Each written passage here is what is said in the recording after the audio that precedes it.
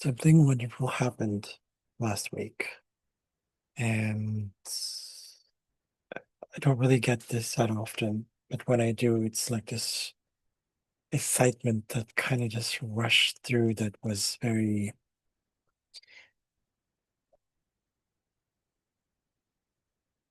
I don't know how to describe it. It's almost like you're just completely content, just really just happy, and it was just feeling of like something hit and it was just like, oh, I can do anything. And so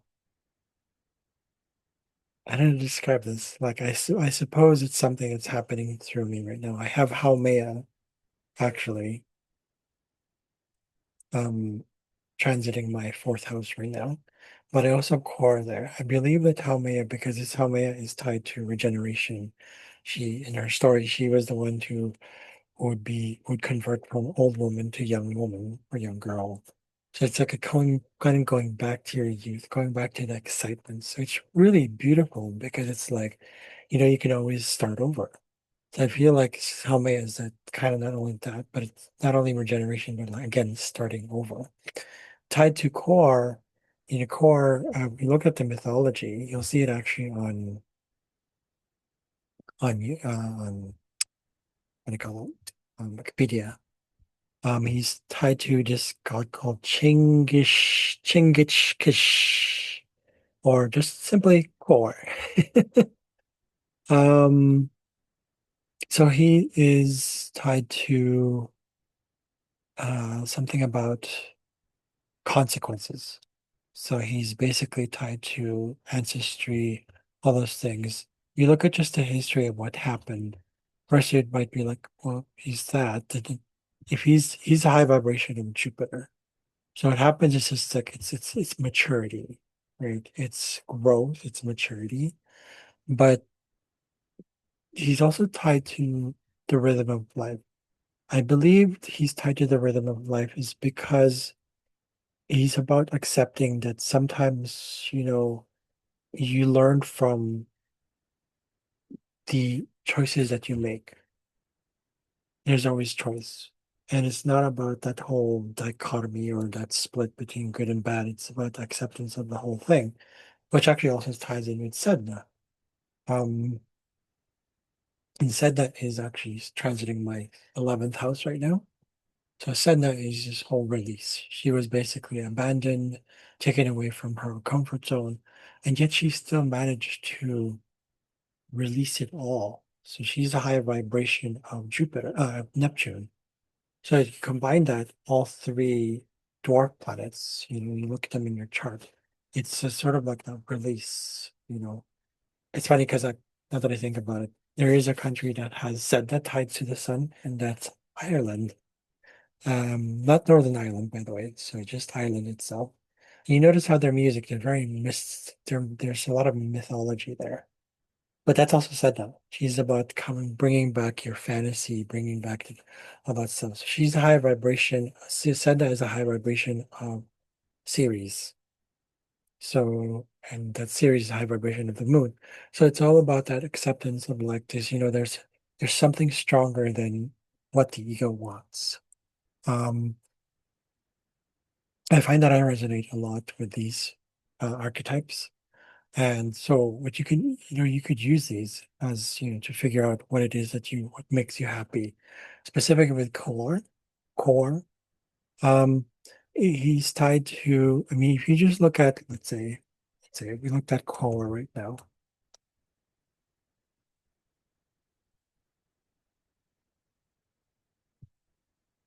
1 second here. Let me share the screen quickly here. All right, there we go. Okay, so that's the Wikipedia one. But if you look at world mythos right here, so you'll see. Right, so he is okay. So it's a fascinating figure in Native American mythology, particularly among Tonga. Okay, creation of the world, connection to the people there. Um, great spirit creator, balance between chaos and order, bring structure to the universe. Okay. Um,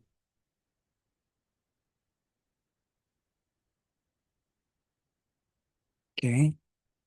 And there's an honoring of nature as well. So your inner nature, it's really tied to Hame as well.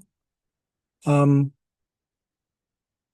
so rhythm of life is the reason I said that is because again, it's just right here. There's that balance thing, right? So many people can probably find that it's like, oh, well, isn't that like Libra? Or isn't that like technically like Aries as well? Yes. But core is um it's being with your human self, that accepting that it's like it's okay to be in this cycle of ups and down, right? But that ups and downs doesn't mean that you keep going back down. We think of its life as if it's just like one direction, it's like one directional, or because of the linear perspective we've had for such a long time, that it's like it's only this way and it's going to be plateaued, but it's going to be, no, that's not how it works. Everything expands as it is. And core, being the high vibration of Jupiter, is highly expansive, but it's not so much about the fact that it's like, I want to grow, I want to grow. You grow by trusting the cycles of rebirth as well. So it's really much tied to all this process that is beyond, it's Pluto, right? Pluto is tied to rebirth. It's tied to Pluto. So a lot of these work planets have that aspect of them that is very Plutonian, right? Um, so Bakar is very linked to the earth. It says here, right? It says very respect for the earth, linked to the earth, okay, right here. Okay. So we're saying unity and interconnectedness of all beings, right? So it's really getting in touch with being connected. Um, Community, okay, respect for nature, storytelling, okay. There's something about storytelling, okay.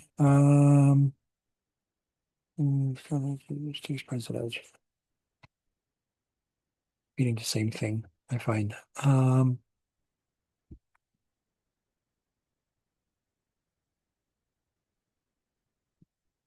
There's something in this story that I totally don't remember what it was. I might have to do another video on this one, but I just wanted to quickly share this because what I was feeling was when I was really connected out there. I mean, it was just for a brief moment, but I mean, that in itself is significant, right? I mean, so what I'm saying here is that astrologically speaking, core is that part of us that it's like, it's okay.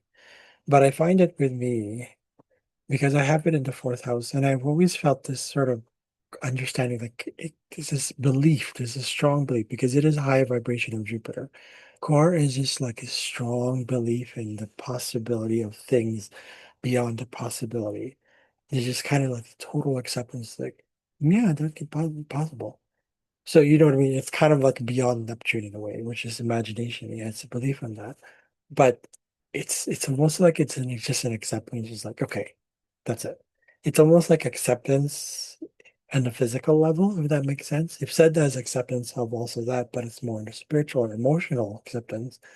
Core is the physical acceptance of things the way they are. It's accepting things just as matter, right? It's actually all kind of tied together. If you look at the high vibrational planets, they kind of all behave like that. But yeah, so I wanted to just kind of share that because I find that it's important to, for me at least, I found it very important to just go with that, trust this rhythm of life thing.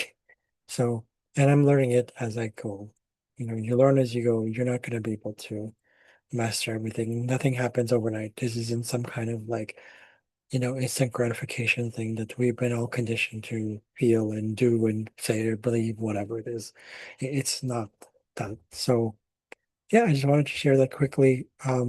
So if you ever look at core in your life, especially if you have core conjunct sun or even the moon, or if it's in the first house, you find somebody's chart there, core is that it feels like that. There's more to core than that because I didn't open my cheat sheet, but there's a lot to core. But specifically, it's that sort of function of like understanding and accepting the possibility, the possibility, the possibility. So I hope that helps. Thank you so much for watching. If you have any comments or, experiences with core, what you read, what your interpretation is, uh, write in the comments sections down below. And also please like and subscribe. Please also watch my video on how to, I'll say it at the end of the link, just how to basically keep things simple. And this was this whole thing, this process is just have fun how to interpret it. I think I'll link two things below. And after this video, you'll see it. Have a good day. Thank you for watching. I'll see you later. Bye.